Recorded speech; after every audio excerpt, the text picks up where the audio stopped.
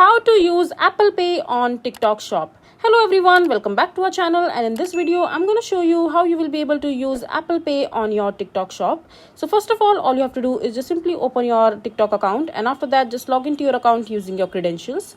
And once you're logged into your TikTok account, just simply go to the profile section from the bottom right corner of your mobile screen, and from there just simply click on the three dot menu icon from the top right corner of the screen, and over here just go to the balance section, and now you will be able to see the option called add card, or you can also see the coins that you have in your TikTok account. And in order to enter all you have to do is just simply get your Apple card with you, and once you have your Apple card with you, just simply copy all the details of your card, like your Apple card number, CVC code and other details. And once you have the details of your Apple card, just simply come back to your TikTok account, and just simply go to the balance section again, and over here just simply click on get section, and over here under the balance section just simply enter your Apple Pay card details, like your card number, CVC code and other details. And once your Apple card has been linked to your TikTok account, then you can go ahead and purchase from the TikTok shop inbuilt in your TikTok account, and you can make the purchase happen using your Apple Pay.